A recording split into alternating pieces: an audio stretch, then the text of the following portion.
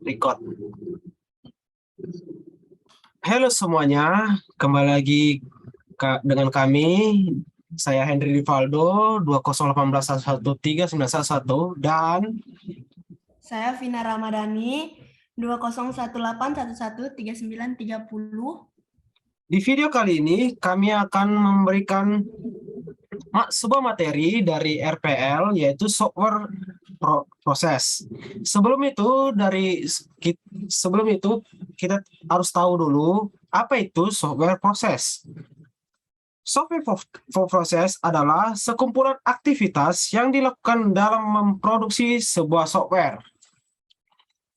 Kumpulan aktivitas proses perangkat lunak yaitu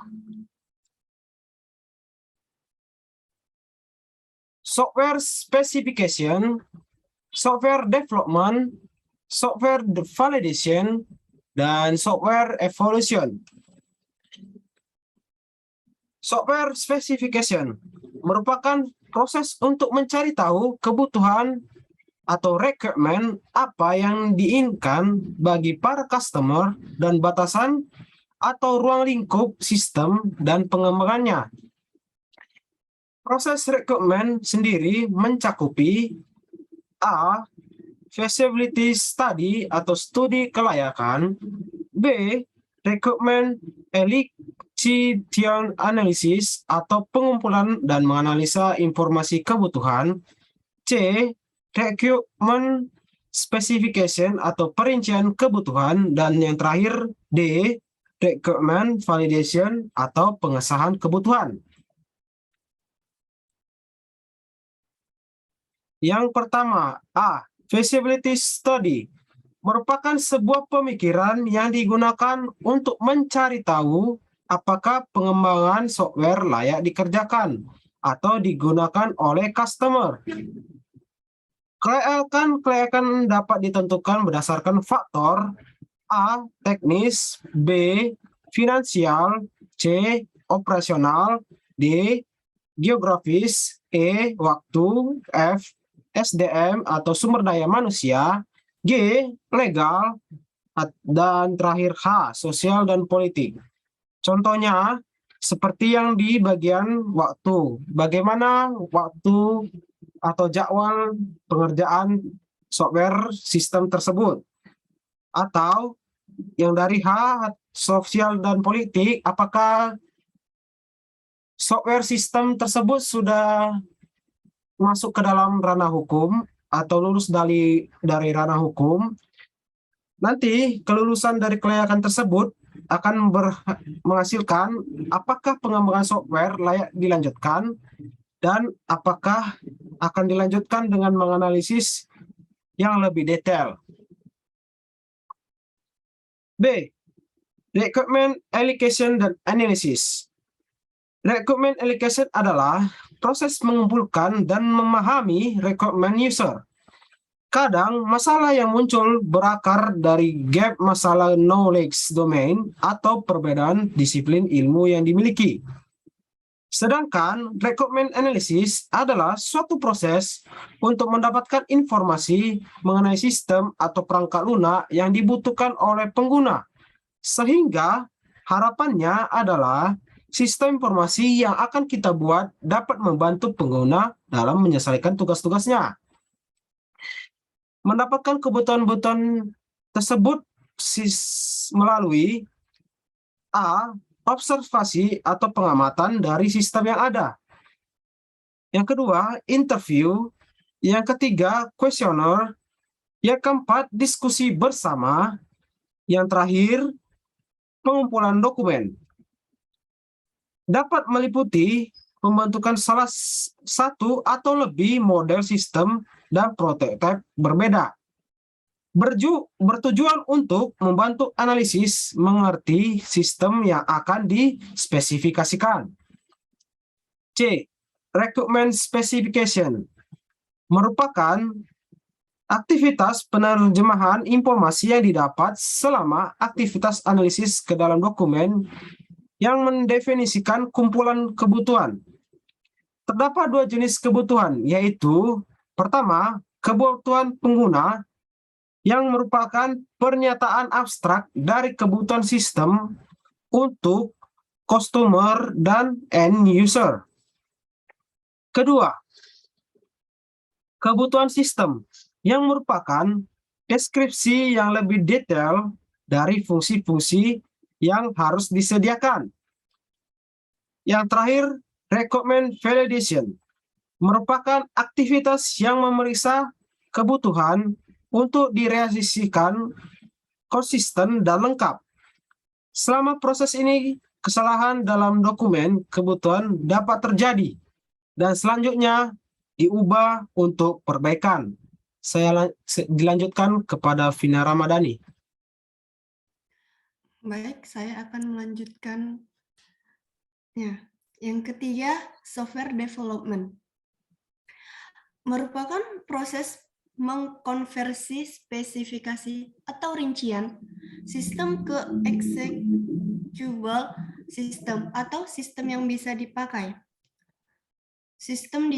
Software design. Yang pertama, merancang struktur software yang merealisasikan spesifikasi. Yang kedua, hasil desain biasanya didokumentasikan dalam bentuk model grafikal, contohnya seperti data flow model, entity relation, attribute model, structural model, dan UML.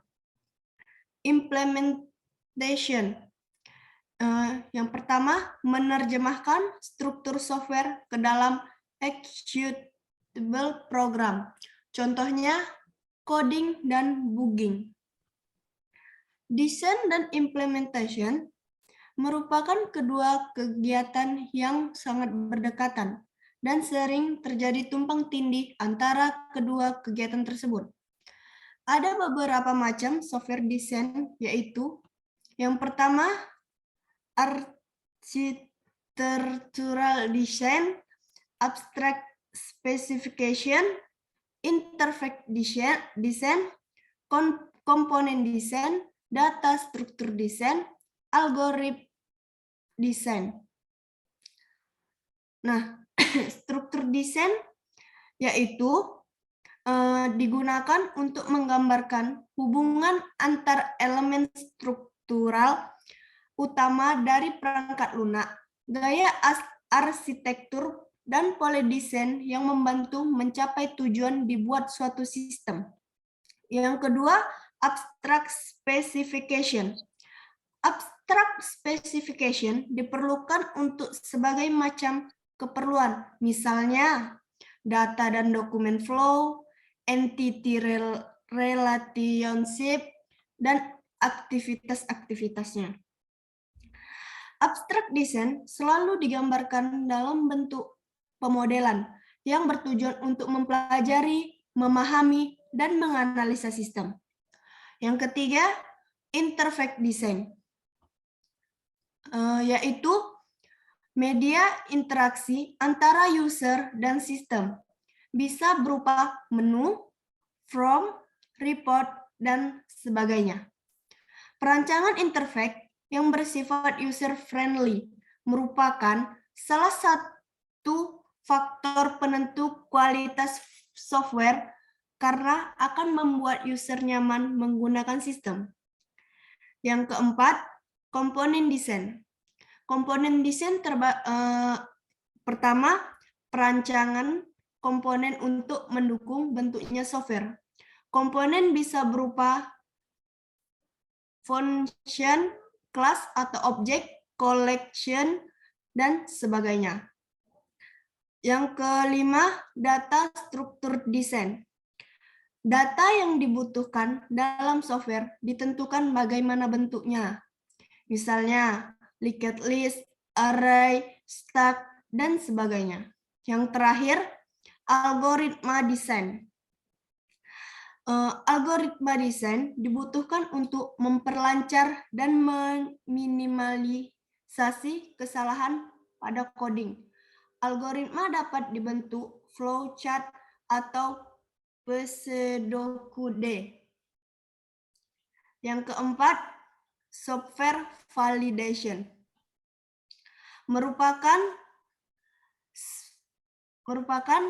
verification dan validation yang memastikan software yang dihasilkan sudah sesuai dengan spesifikasi dan kebutuhan customer dilakukan dengan checking, review, dan testing.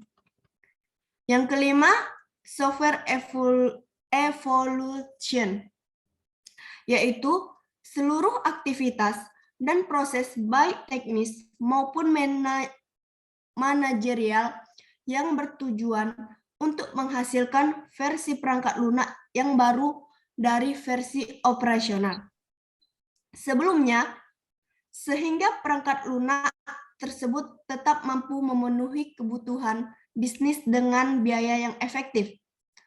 Pengembangan perangkat lunak atau software tidak berhenti ketika sistem disampai, tapi terus sepanjang masa dari sistem. Setelah sistem dikerahkan, itu pasti harus berubah jika ingin tetap berguna. Perubahan bisnis dan perubahan dengan harapan pengguna menghasilkan persyaratan baru untuk perangkat lunak yang ada. Bagian dari perangkat lunak kemudian harus dimodifikasi untuk memperbaiki kesalahan yang ditemukan dalam operasi, untuk beradaptasi untuk perubahan hardware dan software platform, dan untuk meningkatkan performa atau karakteristik non-fungsional lainnya.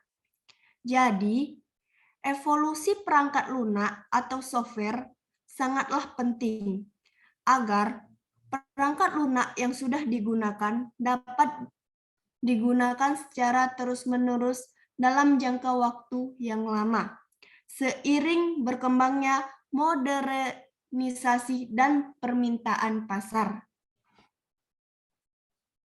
Baik, saya alihkan kepada rekan saya Henry Rivaldo. Oke, cukup sekian dari materi yang kami sampaikan. Kurang selebihnya mohon maaf kalau ada kesalahan. Dimohon subscribe, share, and like. Bye-bye.